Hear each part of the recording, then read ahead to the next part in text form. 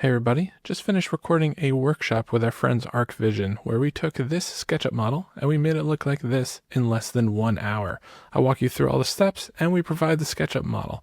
So here's the recording.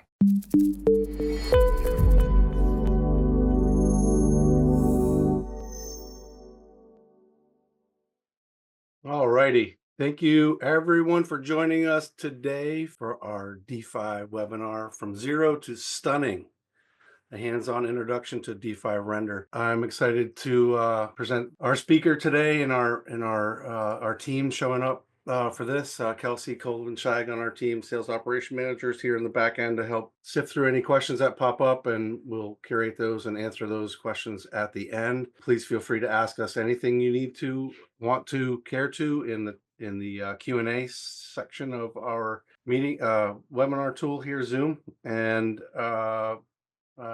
we will get to those at the end, and if Andy can answer some of those on the fly, we will, but rest assured we'll get to Q&A at the end. Okay, it's my pleasure to introduce Andy Hey everybody. Cristoforo here today. I'm excited to have him join us. Andy and I have been chatting quite a bit over the last several months here, and I'm especially honored to have him join us because of what he's putting into his latest endeavor, which is ArchViz Academy. And I know what it takes to do visualization work. I know what it takes to kind of go from zero to hero with projects and production and the architectural space. And I know it takes a lot of pain and trials and errors to get to perfection. Been there, done that, and Andy's efforts with our ArchViz Academy to spread the knowledge, spread the wealth, spread the joy and skills that are associated with doing great work are it's exciting to see what he's pulling together for this, and also excited to see to do this with D5 and to see D5's growth and the tool set that these guys at D5 are putting together for the ArchViz community, architects, interior designers, all the way to freelancers and so on. It's amazing to see what's growing out of that product, and Andy's really deep in the weeds on it, and I'm excited to have him present today. So without any further ado, I'll just turn this over to Andy and let him have at it. All right, awesome. Thank you, Corey, for that introduction, and thank you for inviting me. So I'm just going to share my screen. And thank you to everyone that's attending. It's actually amazing to see a lot of my own students from the ArchViz Academy here, and I'll talk a little bit about that in a moment. But this webinar or workshop, because you're going to be able to follow along, we'll be providing models and everything, is all about zero to stunning, and this is a hands-on introduction to D5 Render. If you have experience with D5 Render, this is a nice little exercise or portfolio piece that you can use. And our goal today is to really do this, to take this SketchUp model and turn it into this in about 45 minutes. And that's one of the things I love about D5. It's like so easy to make really beautiful visuals in such a short period of time. Again, like in 45 minutes, we're going to have something that looks like this, and I'll show you, how I work, my typical workflow and everything. And this can become a portfolio piece. Like, why not? So really awesome. We're sharing the SketchUp model. I believe Kelsey's dropping it in the chat and everything. Yeah, awesome to see all these familiar faces and everything. So I'll also drop some links in there. We'll talk about that in just a moment. All right, so if you don't know me, my name is Andy Cristoforo. I recently started what I'm calling the ArchViz Academy. This is basically a structured premium platform for learning everything ArchViz related. So I go over the foundations, the technical skills of D5. We talk a little bit about AI and then also the business stuff. And so the point of this was like, I wanted to take my 15 years of experience doing this and just package it up nicely. And it's one of those things like when I started learning all this, because I didn't go to school for this, nobody really goes to school for this, at least in the US. There were no structured resources. So it was my goal to put this together and most importantly, put together a really awesome community of like-minded ArchViz artists, designers, architects, engineers that can talk about this in like a safe, mentored space. So that's what the ArchViz Academy is all about. If you're interested, feel free to shoot me an email after. We've got some awesome promotions going on, and we also have a bunch of people from the community in the chat. So I feel like, that kind of speaks to it that I've got people in this community that are also willing to take time out of their day to watch me talk about all this stuff. But a little bit more about me. I am a D5 certified instructor. I'm also a professor at the School of Visual Arts and FIT in New York.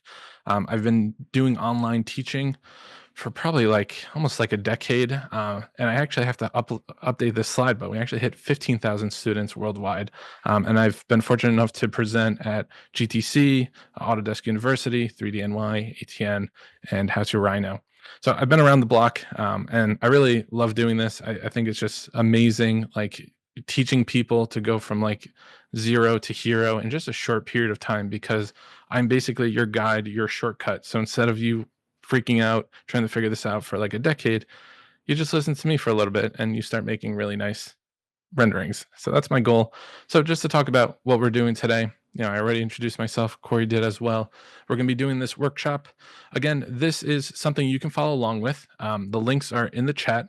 So make sure you're downloading it. It is a SketchUp file. Don't worry, you don't need to have SketchUp. I'll show you how to use D5 without SketchUp. And I'm going to go through the whole process. This is all recorded. So if you miss a step, you can always revisit the recording after this. We'll be sharing that recording. I'll wind up probably posting it to YouTube and sharing it to the ArchViz Academy as well. So you guys can always refer to that. And I also don't like just talking at you guys. So if you have a question while I'm doing something, feel free to drop it in the chat. If I, happen to miss it, someone, either Corey or Kelsey, can shout it out. But I want this to be interactive. I want you guys to be engaged. Again, this is hands-on. You could chill back and watch me do this, but I don't know, kind of defeats the point. So make sure you download the models and let's get into it. So I'm going to minimize this. And right before I do that, just want to show, this is the ArchViz Academy, archviz3dacademy.com. And this is like all the good stuff we talk about. So we could talk about that later. But anyways, back to the project at hand. So I showed you the renderings I did, and I don't want to poop on anyone's work, but I actually think the rendering we're going to do in an hour is actually better than the marketing images that they have done. So this is the only reference image I have. So I'll be basing all the materials off of this. So I think we can do better. So how I start is I go over to D5 and I'm just going to hit new. And it's going to load up a project. And while that's going, let me just check the chat, see if anyone's in here or any questions. Cool. All right, great. So I'm going to X out of this and go full screen. So with any D5 project, the first thing I always do is I switch the navigation mode from orbit to fly, just because I'm most comfortable with the WASD controls, and all the move controls are down here. If you ever want to pay some more attention about, how to move up and down, I will kind of talk about which keys I'm pressing, but if you see me moving differently from you, because default is orbit, that is why. I don't believe in orbit. I'm team fly here. So let's get started with importing. First thing you do, you go up here to import. There is a SketchUp plugin, but for those who don't have SketchUp, you can use the direct import method. So I'm going to hit import here, and I'm just going to open up the SketchUp file. You guys have this in that link that's been shared. And now it's going to be added to my import container right here. And always remember that the import container is different than your object outliner. This shows everything in the scene. This shows everything that is in your import container that has to be imported into the outliner. So I'm going to click once and then click here. Right now, this model is in the middle of nowhere. It has a incorrect coordinate system. So we're just going to hit this button called sync coordinates. And this is really important if you work with multiple people at the same time. Let's say you're an architect, you're working with a landscape designer. They need to bring in their own file. If you use sync coordinates, everyone's coordinates will sync on the same place. For those, Revit users, you guys know how important, coordinates are. So I've got that there. You can also see that I've got terrain clipping in here. So I'm just going to go over to my object outliner and hit the eyeball on terrain to turn that off. So next thing I always do is I make sure I don't work in the dark. So right now, the front face of the building is in shade. The side is bright, but when I'm doing materials, I always want to make sure I'm working in sunlight. So I'm just going to tweak the north offset just so I get a little bit of sun on both sides. Exactly. So now I can actually see what I'm doing, because you should never work in the dark. So first thing we want to tackle are our materials. Then we'll get into, adding some entourage, trees, ivy, and all that, and then the context, and then we'll take some renderings. So, and just like right out of the gate, I feel like the model already looks better than the reference images, and I think part of that is due to the SketchUp model actually having mapped textures. So one of the issues, or issues and benefits, is this is a texture map that someone actually spent the time to map correctly. There's no like half bricks, and there's actually some beautiful brickwork here that they took the time to map. So I actually don't want to overwrite their work. I don't want to, put a new material that doesn't map correctly. I can actually use this. So although it's a flat texture from SketchUp, I can modify it. So I'm going to hit I on my keyboard or click the eyedropper, and I'm going to click my brick material. Anything that's brick is going to be this black highlight. This is how D5 tells you if something is selected or not. So now that I've got the brick here, you'll see I only have a base color map for this brick. It's missing all the other maps, and because of that, it's not super realistic. So D5 has some amazing tools to improve that. So this is a low res brick materials. So what I can do is I can use the built-in texture enhancer and run an Ultra HD texture enhancer. So this is kind of like if you've used Magnific, it's an image upscaler. So it's going to improve this like super pixelated, probably like 512 by 512 texture and make it look something like 2K. So I can preserve all that mapping without having to, start from scratch.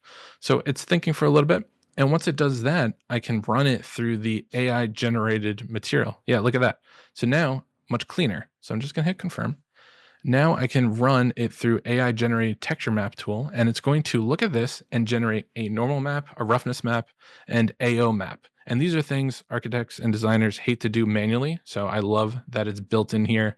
Um, and it's an automatic process because to do this manually, you'd have to bring it into Photoshop or another tool like bitmap to material. You'd have to convert the image to a normal map, and then you'd have to convert your base image into black and white to make your roughness and everything. It's time consuming. Nobody does this. And that's why when you look at like in-house renderings, sometimes they look like flat because people don't know you need all those maps. Well, D5 understands that, and they've basically fixed that workflow issue. So right now it's going to think, and you'll see, look at that. So now it's added all this detail here. So it added the normal. And if you don't know what the normal is, that's basically how proud the brick is from the mortar. It added the roughness map. So basically how shiny or where the brick should be shiny, and an ambient occlusion map, which is AO. AO just controls the contact shadows. So here's nothing and here's something. So it just added all that realism in just seconds. So that's why I'm a big fan of it. And like, I didn't have to use anything from the D5 asset library. I used something that was built right into D5. So this looks great. All I'm going to do is just toggle something called round corner. And for any exposed corners, it's just going to round it out. I'll show that in other materials, but it's just a good habit to get into because nothing in the world is perfectly straight or sharp like this. And we'll talk about fixing that in a moment. So now that the bricks are in a really good spot and they look, realistic, they're not tiling or anything. This is all mapped nicely. Let's start working on the other materials. So there's a couple ones we need to tackle. There's this like spandrel kind of tile guy here. And then there's this like vertical plaster stucco material. And then, there's the landscape materials. So let's work on these vertical guys. So I could go through the same process we did, but I want to show you, the fun parts of D5 and the asset library. So I'm just going to go over to assets. I click that, make sure I'm under material, and I'm going to look for some sort of plaster. So you could just search for plaster or paint. We've got this. So let me try beige plaster. And I know you're probably saying, well, this is beige and this is like red and orange, but I'm going to show you how we can tweak that. So I'm going to hit I on my keyboard, and now we can see everything is this gray material. It is high res though. So if I get up really, really close, right, I can see all the different pores. It looks, super realistic, but I do need to tint it. So right here under base color, if you click this, there's a little color picker here. And for those that work with like, you know, um, like Pantone chips or like even metal samples, you can just hover over a picture and it can be outside of D5. It doesn't have to be within D5. It'll pick up those colors.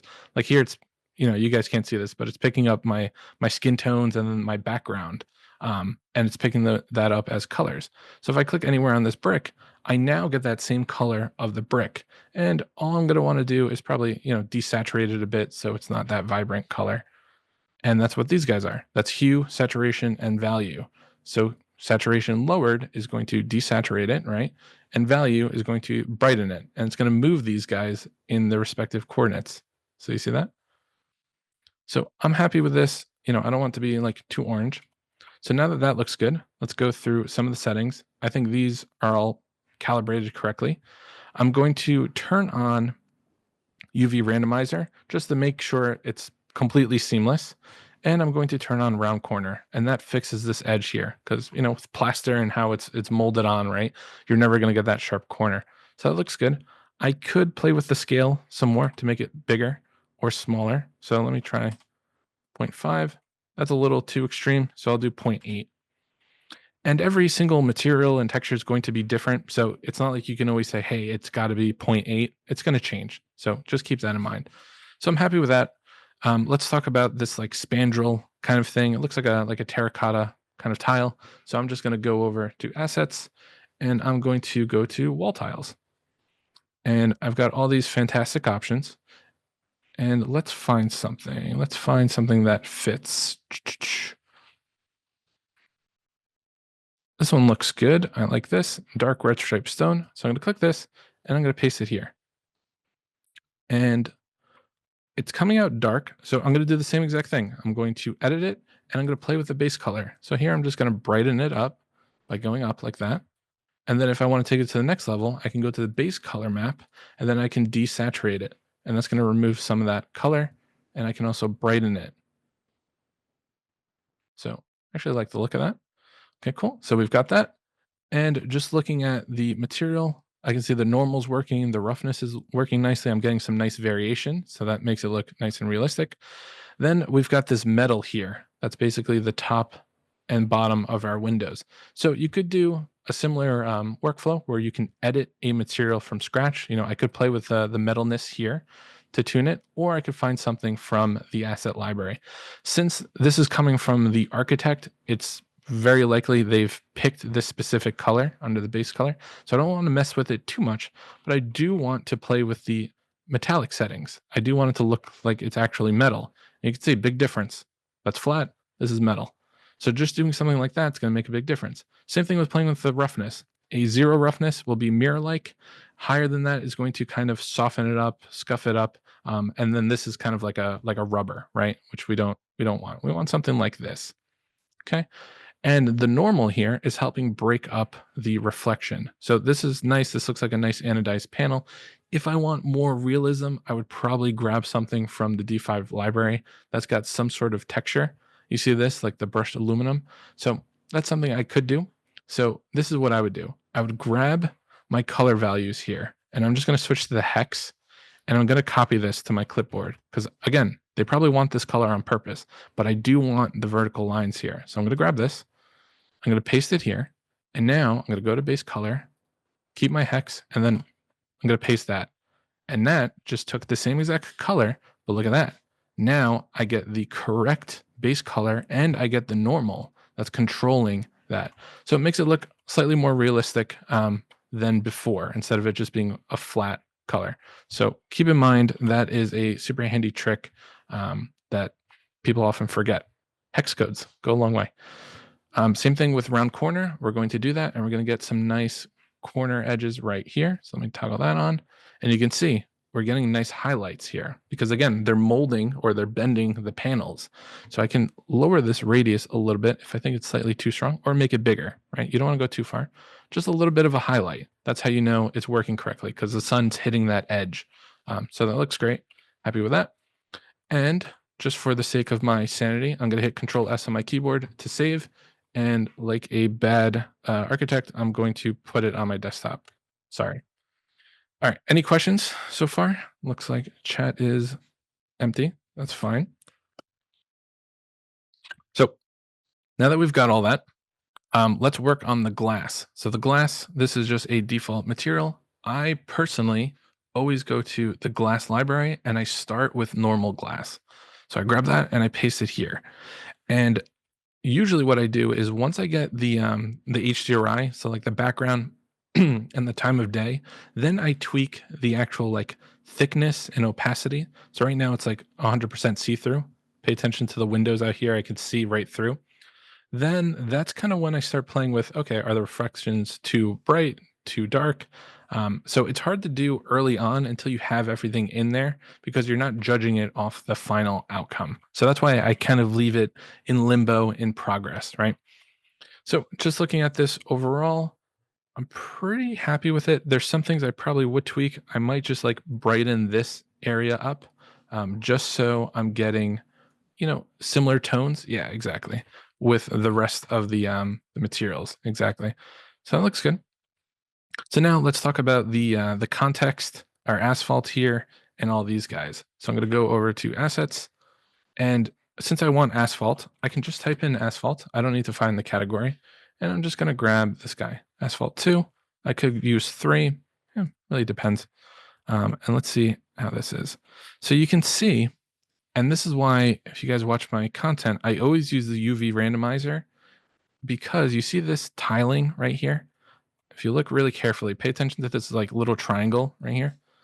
That drives me nuts. You don't want that. So I'm going to edit the material and I'm going to put on the UV randomizer. But you're probably saying, well, Andy, there's no UV randomizer. That's because the displacement material template does not support that. Since this is asphalt, in my opinion, you really don't need displacement. So I'm just going to switch to custom and then I get that back. So I can turn on UV randomizer and boom, it's completely gone.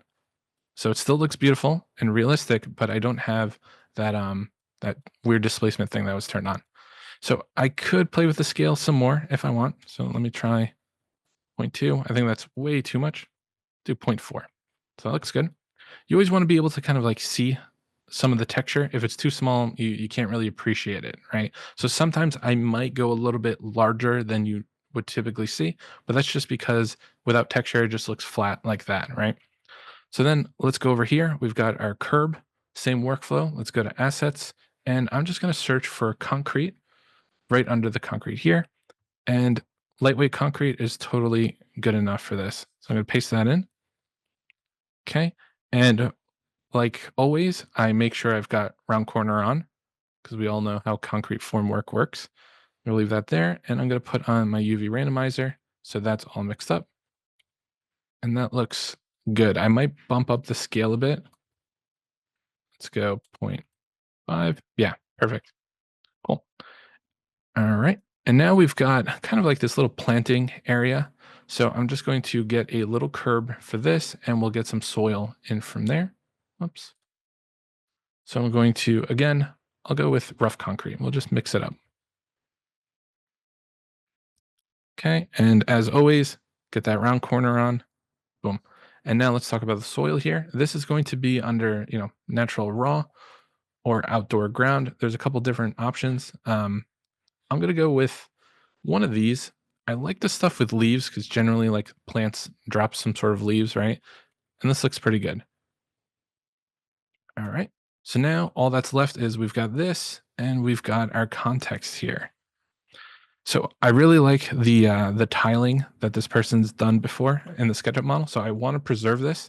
So we're going to go through that same workflow that we went through before. You go to base color map, go here, and then make it Ultra HD. So that's going to boost the resolution of this because again, they mapped it perfectly. I'm sure it was a spec from a project. So I'm going to use this.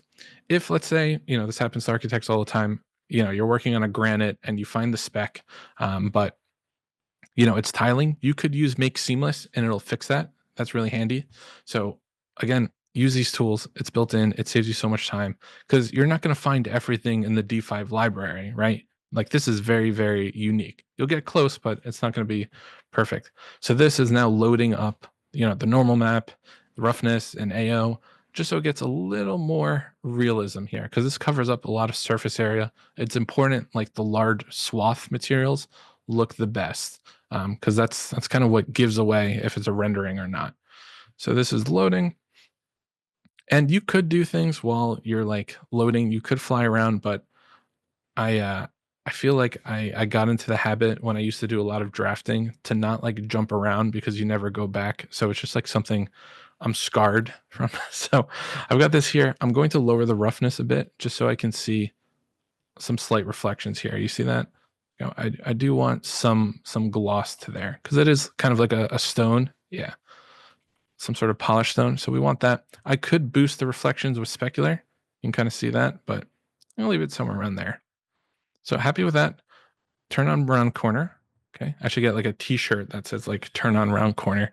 And then for here, for our context, this bright green, I feel like every office is kind of different in terms of how they handle it. Some do like a glass, some do like a basswood, some do like a white paint or something. So I'm going to go with the white paint method. But what I do want to say about context is in D5 2.10, the update actually added a city importer. So, I don't know exactly where this project is, but let's say, for example, you're working on a project. I'll say New York, because New York models are really hard to find.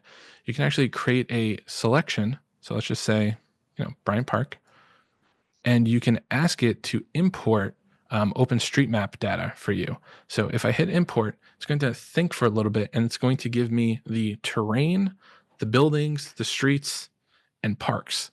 And this is like huge because doing this manually like really sucks, having to use like ArcGIS and then importing it and then optimizing it for Rhino or SketchUp. It's not great. So I literally have the city model right here. And then these in my world outliner are all the categories. So I can toggle on what I want. So this is super handy.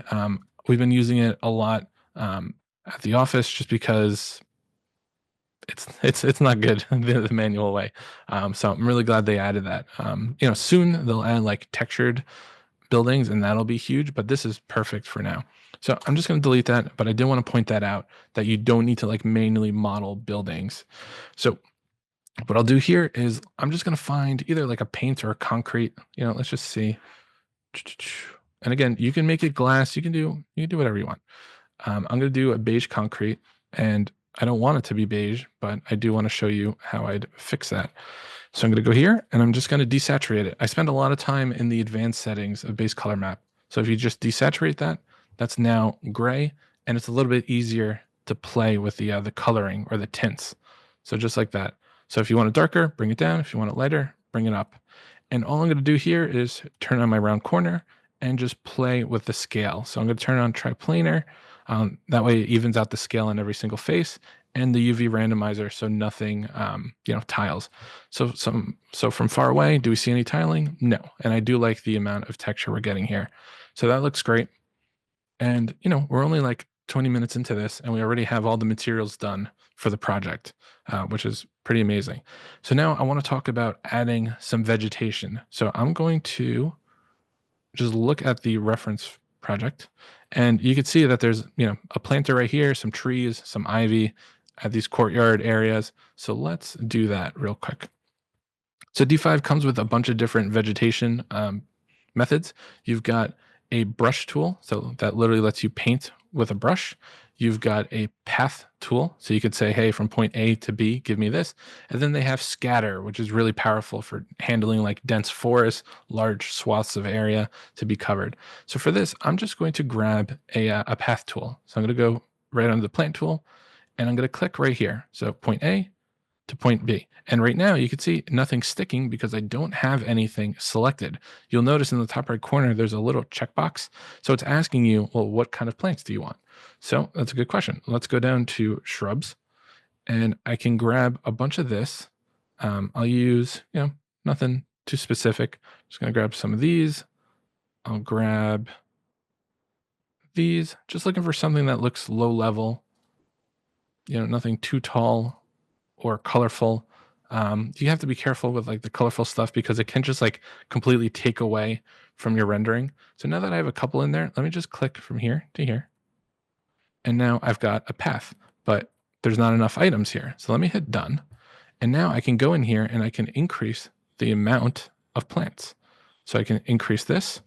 And And, I probably want some more species. That way I have some more variation. But that's how you can easily modify this. And even if you X out of this path, right? Like I click something else, you can click it and it's all editable. And what I love about this tool is you can introduce a random direction for all your assets. That's really nice. Random spacing, right? Because plants don't grow right on top of each other. A random offset off that line, and a random size, which is really, really handy. So, like I was saying before, I'm not happy with the amount of variety I have here. So I'm just going to hit plus here. And that's going to let me add some more plants.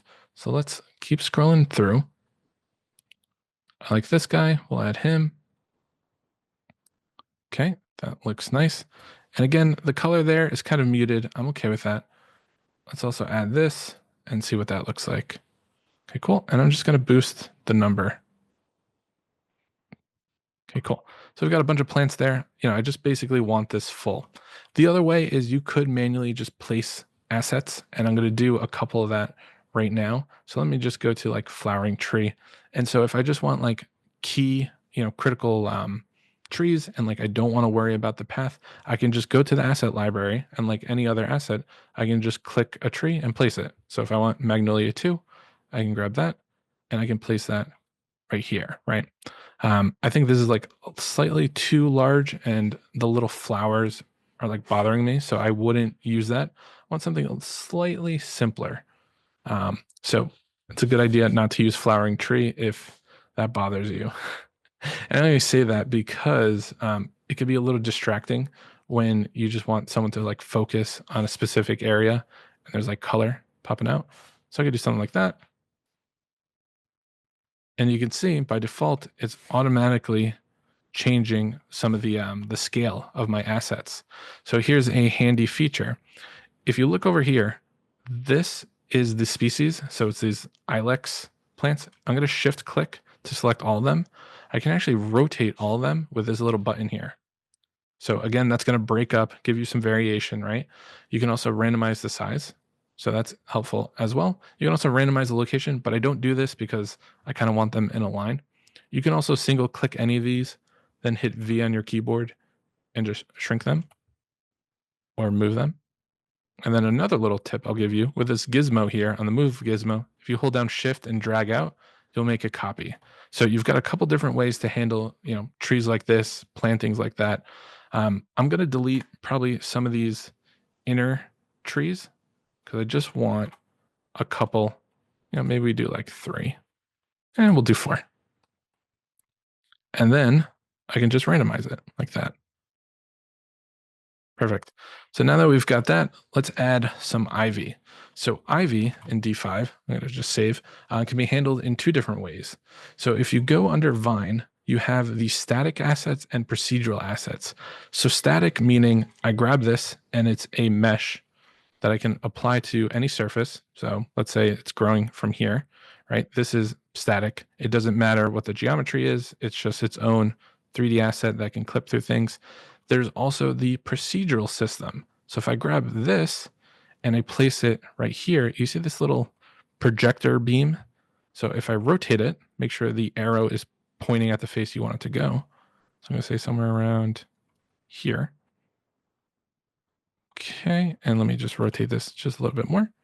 I want it to spawn there. I'm going to scale it up, and it will spawn ivy on this face. And this thing is crazy. This is like, I love this thing. This is like an amazing tool that D5 has. So watch this. When I'm happy with that, I can hit generate, and it's going to look at the geometry, and bam, it's going to build it over that geometry. It's not perfect. I am going to get some clipping there because there were 2 faces next to each other, but this is all dynamic. So I can change the scale of my leaves. I can change the density, right? The angle, how wide or far it grows out. And again, it's paying attention to the geometry. Like I can't stress that enough. Like I don't need to sit here and manually set dress each of these areas I want ivy because I could just, use the procedural generation tool and it'll figure it out for me. So that's really nifty. There are some areas I noticed like on smaller geometry that it's probably better you grab one of these and put it just because it doesn't recognize it 100%. It's close, but it's not perfect. So they make some that kind of drape over like this. So watch this. I grab this, I can just do this. So I can just move it into place and hit V. I can also scale in one direction. So if I break the scaler here, hit V, I can go this way if I want. So I'm just going to do something like this. I'm going to shift copy and I'm going to scale a little bit. Just kind of want to break up the sizing so it doesn't look so samey. I'll also swap out assets. So this I can swap out with another asset. So check this out. If you go over here, you hit this crown looking button and hit replace from assets, you could switch it with something else and it will replace it with that. Let me hit confirm and do that one more time. There we go. You gotta make sure you hit the check mark. I had it on my cursor, so that's why we had a duplicate. But that's what you can do. So if I want to switch it back to something else, I can click that, and this should swap. Yeah, there we go. I'm just gonna drop that in there. So it looks a little weird, but anyways, you get my point. There's a couple different ways to handle the ivy here. So procedural or static. So I'm just gonna turn the corner here, and then we'll add some more plants. We'll add some cars, and then we'll do some environment settings, and that's it. So once I have kind of like a stretch that I really like, I'll turn it into kind of like a group or a copy. So I'm happy with this. I'm going to hit control, and now I've got two selected here. I can right click and I can make it a group. And now when I click one of them, all of them get selected. So I'm just going to shift copy to bring it down this direction. Okay. And rotate it. So now I can just put it here. You always want to make sure that it's not like clipping, that it sits appropriately. And I'll do that. And I'll bring it out a bit. Again, that's my point on clipping. So that looks great. Okay, I could do the same thing up here as well. So I'm just going to shift click. We'll rotate a bit. And I'll go and place it up here. So again, I don't know exactly where they're going to have ivy, but if I were doing this, it's kind of what I would do. I've got that. And then I can just shift. And I'm not too worried about the sizing and the scaling just because I'm taking a front rendering. It's very unlikely that somebody's going to be able to like see all that. So that looks good.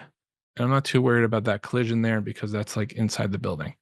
So now I'm just going to add a couple trees in here and kind of beautify it.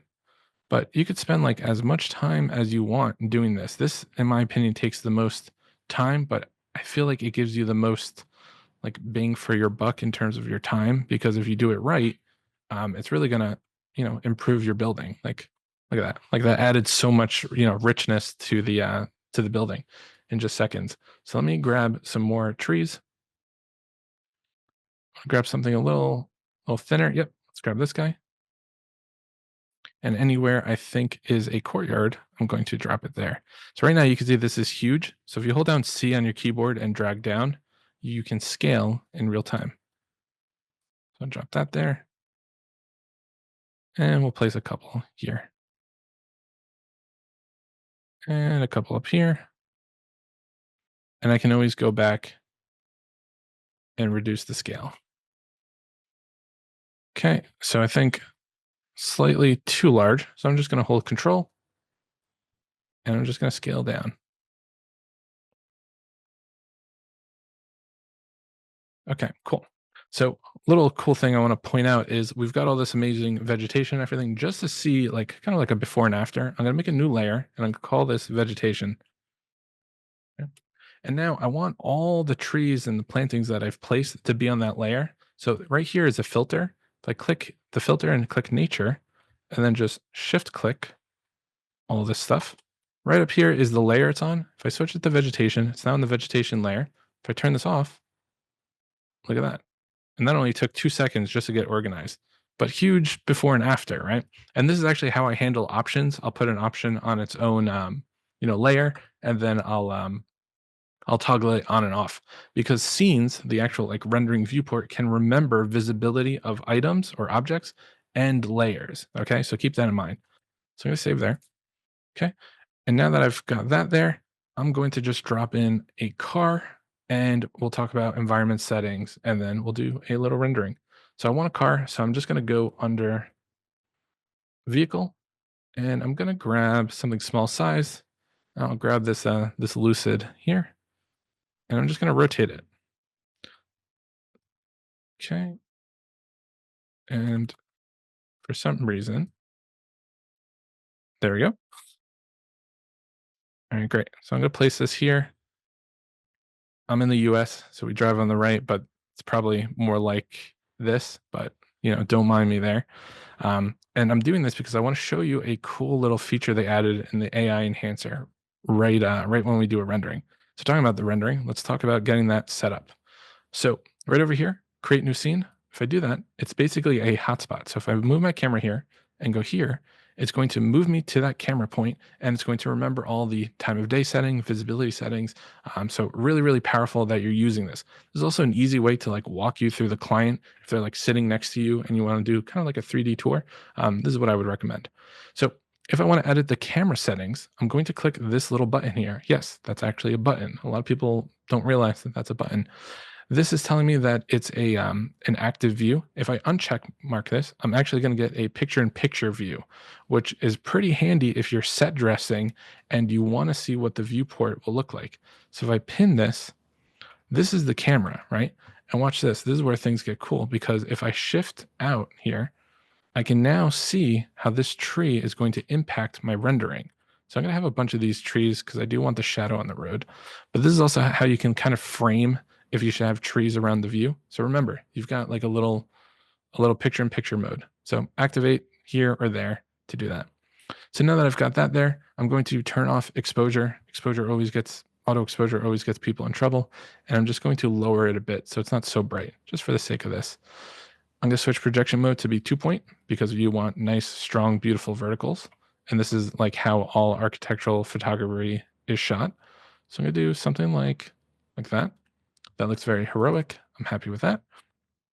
Then there's the focal length. So everyone's got different preferences on this. I'm going to boost this a little bit to like 22. I don't like going too high or too low just because it gets distorted. Okay. Yeah, we got 15 minutes there. Yeah, we'll make it. So we've got this there. Let's do 20. That looks good. So I'm trying to balance getting the top of the building and the trees. And one thing I can do is play with the aspect ratio. So 16:9 is what we're typically used to. This is like your landscape format, but our building is quite tall. So I could do something squarish or portrait-like. So this is a portrait format. I do need to play with the focal length to kind of fit everything in here. So I really like the framing of all this. I've got the framing here of that tree. I can also see my car here. And I like the framing there. So I'm good with this. I really like seeing all this variety there. And now I'm going to turn on depth of field and I'm going to set a focus. I want it to focus on the building. So I'm going to left click the building, then right click to cancel that. And now watch this. I'm going to add the blur. And you see how it blurred anything close to me? I usually set this to 7. I don't go beyond that because it looks a little cartoony and not realistic. And I'm always hitting update scene. It's just like a little paranoia thing where I don't want to lose my work. And now let's get into environment settings. So we were just using the dynamic geo and sky function, which I think like right now looks phenomenal. Like this looks great. I'd be happy with this rendering. But if you want to take it to the next level, I do recommend using an HDRI to improve the realism because it takes the lighting and shadow information from the HDRI to give you really nice realism. If you don't like messing with all these settings, there is the D5 Studio. So you can actually just go to D5 Curated and then load up one of their own presets. So if I did exterior clear sky, I'm going to load this up and it's going to give me an HDRI sometimes if they didn't use a dynamic system. And yeah, there's the HDRI and all the settings that they use. So like for the environment and everything, I can turn on the sun. So pretty powerful and pretty handy that they have that there. So I'm just going to do, let's see, exterior sunset. And if that doesn't work, yeah, that's a little too bright for me. Let's try exterior day. If not, I'm just going to switch to my go-to settings. Yeah, that's a little too rosy. So we're going to do it. We're going to do it my way now. So I'm just going to click to revert my scene. I'm going to go over to HDRI. And when I do light setups, I'd like to duplicate the scene just so I always have an original saved. So I'm going to go there. I'm going to go to environment and I love using midday too, just because I get some sort of clouds, and I'm going to toggle on my sun. Okay. So this is the actual sun. If I rotate the HDRI, the sun will rotate as well with it.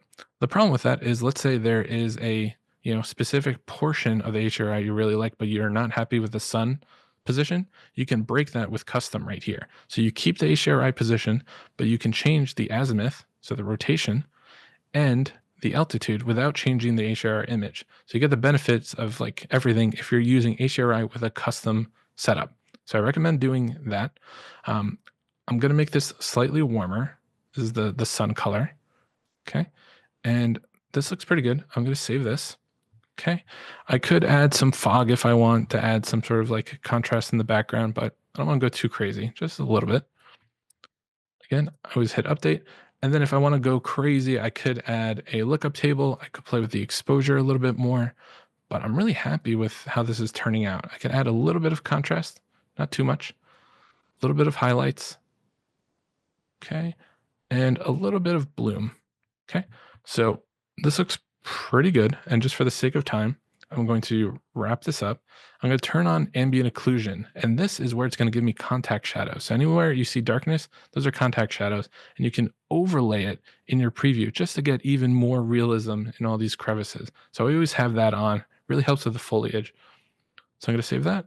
And now I'm going to render this out. All I'm going to do is go to image, and I'm going to click 2K preset, and I'm not going to have any channels on. I'm going to leave that all off. I'm happy with the aspect ratio, and I'm going to hit render, and then I'll show you some AI stuff with it, and we'll save that out. I'm not using the path tracer right now just for the sake of time, but the new path tracer adds some great realism with the reflections and everything. And this is also when I start tuning my glass to see if it looks right or not. So I want this to go quick. So I'm just using the regular, previous model. So far we're getting like an image in like 20 minutes. If I had more time, I would probably add some decals here, like some fallen leaves, some grunge here. That way it's not so clean, but got to respect everyone's time. So 30 seconds for that. Then let's go to AI post-processing. Going to double click my image here, and I can run it through an AI enhancer. So the AI enhancer is just going to improve the realism of everything, and it's really like amazing, and I recommend using it because you just bring your images to the next level for doing nothing. You can also, and this is new in 2.10, you can add motion blur to like cars and everything. You could select, and it's going to generate an AI channel map. That's why I didn't render one before, so you could see this process. And this is helping it understand what the image is made up of. It's segmenting it. So if I just select this car here, and I add, an angle and a weight, it'll actually blur out the car, which is really cool. So it's adding motion blur. You see that? So that's crazy. So that's like built-in post-processing. If you want, you have that there. If not, I just do the typical AI enhancer, and then that gives me a nicer image quality. So it basically makes all the vegetation realistic, the materials realistic. I will say with 2.10, I've run into a couple issues where it just doesn't do anything. So I'm a little concerned nothing will pop out. But if nothing does pop out, this is what we were able to do in a very short period of time. So I'll leave it there for this demo. I know we covered a lot, but I do want to have some time for questions. If anyone was following along and has a question about the process. Andy, I'm going to ask a quick question here. This is Sure. way in the details technically, but are there snapping controls with the gizmo? So when you're doing the rotating and the moving and things like that, does D5 offer you to be able to snap to 90-degree rotation, for Yeah, instance? yeah. So it does. Yeah, I don't think the enhancer is going to work for me right now for some odd reason. But anytime you rotate an asset, let me get out of this. Just gonna make a new scene. Let me show you. I grab here. It's hard to see, but it's going to snap. Yeah, you see the 90. So it's snapping there. Yeah. So it's there. It's baked in. Yeah, it snapped to 180. Snap to 90 again. So yeah, it does have Cool. that by default. Yeah, and that's really really useful because I feel like we're all used to like CAD and having those snaps and Revit and all that. Yeah, I just noticed as you're replacing those, the ivy and stuff, just being able to rotate that really quickly to 90 and have it snap and know that those corners, those cornices are 90 degrees at this point, right? Pretty easy. Yeah, exactly. Yeah. Yeah, you don't want that to be off a couple degrees because then it just looks weird. Yeah, weird that my AI enhancer does this now. I don't know why, but it's kind of a bummer. They also added this like great in painting feature, so it can enhance like the quality of like people and cars and everything. So really, really incredible. Same thing with the sky; can completely overhaul the sky and the time of day.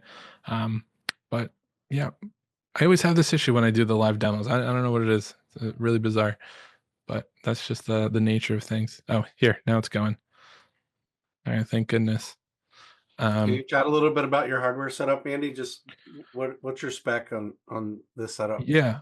So if you're ever curious like how D5 is running, if you go under the settings button and then you go to view and then whoops, view, show statistics, you'll get the frame rate up here. I just upgraded my GPU to a 5080. And because of that, I actually get these benefits of super resolution, frame gen, and an FPS booster. So this scene with my 3080 that I was using before, I probably would have been getting like 20 or 30 frames per second. And now I'm able to handle like 5 million faces at, over 100 FPS sometimes. So that's pretty crazy. So definitely worth the upgrade. My CPU is an i7 10700K. Definitely older. I'm using like a rig that I've been Frankensteining for the past like 5 6 years. Um, but nothing crazy. I feel like that's a pretty modest CPU. So this is here we go. This is the in painting, and just pay attention to the vegetation and the bricks too. But it just like makes everything look better, more realistic. Same thing with the clouds. It gives you that extra definition. So that's why it's worth running it through here. Yeah, added some more texture and grunge. And yeah, that's something I would definitely do if I had the time, like adding the decaling and everything.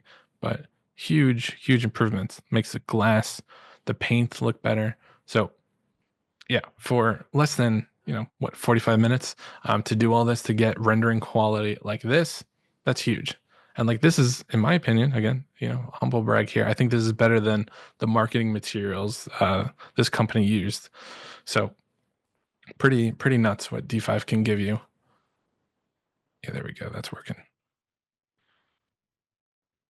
Cool. Stella dropped a question in the chat there.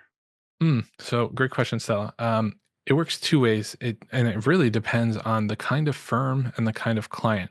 If it's like a small firm residential, anytime I've worked with them, I have to model everything from scratch. They'll send me like CAD backgrounds because they're still using CAD, and then we'll model it up in SketchUp. We'll do all the architectural shell stuff there, and then render it out in D5.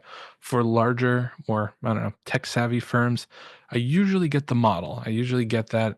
I noticed if it's like beyond one family residential, they usually give you a model just because they need the model for their own design because it's gotten too complicated, and that usually comes in the flavor of like Revit, Rhino, or SketchUp, which D5 handles beautifully. But it is going to vary. I know that I'm sure there's some small one family residential shops that model, but I'm just saying based on my experience, that's what I've seen that I have to generate versus getting something. Like this was a larger project, and I know it's a project through Corey, but they supplied the model.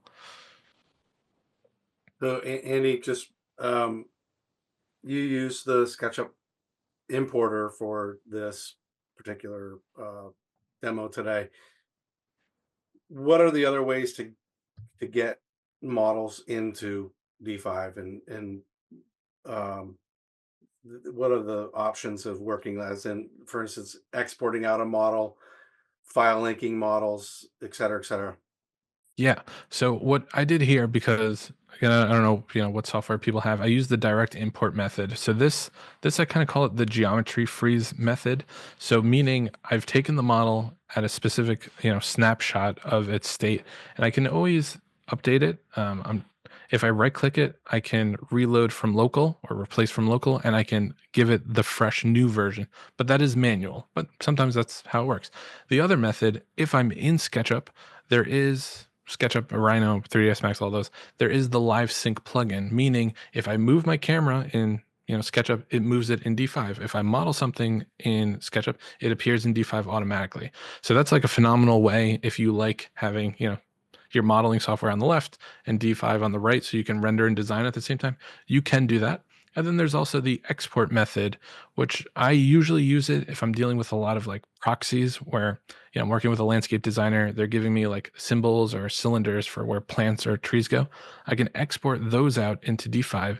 Each of them gets recognized as their own mesh, and then I can replace those assets with beautiful D5 assets. So you're just using the proxy to realistic asset workflow. But generally speaking, it's going to depend on kind of your working scenario and how the client or your company works. If you go direct or you go live sync, the I guess the biggest advice I would give someone is whichever method it is, you got to stick to it because the way materials are handled on the back end are completely different. So if you start working with direct and then you switch that model to be live sync, it's going to break all your materials and you're going to be sad. So just remember that. But there are plenty of ways to use D5 with your source modeler. So Andy, if you did some work in a SketchUp file and did a local update on this, the materials that you placed in the original geometry, and if you expanded out the geometry and changed the geometry in the SketchUp model, all those original changes you made to the materials will be applied to the newly imported models and Yeah. parts and Yeah, pieces. exactly. Like what I could do, I'm not going to edit the one that everyone has access to. Actually, you know what? I'll do that. ArcVision, make a copy. Let's just say test upload update. And so like here, I purposely changed the name of the file. And let me open this up. So I changed that. So you can change the file location, the name, and the contents for when you do a replace or reload. So SketchUp should be, yep. I feel like it's really rare that I open up SketchUp and it doesn't hassle me to log in again. So I think we got lucky here. So this is loading.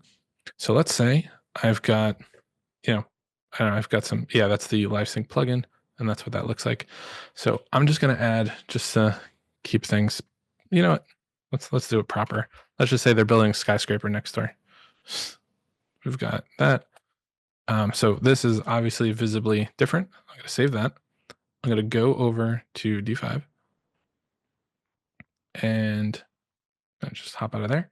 I'm going to right click, replace from local, and let me just save just in case I mess up anything here. Replace from local. It's going to ask me where's that saved. I'm going to go to my Dropbox, our ArcVision folder, and I'm going to hit test update. So I've changed the name. I've kept the file location, but it's the same workflow.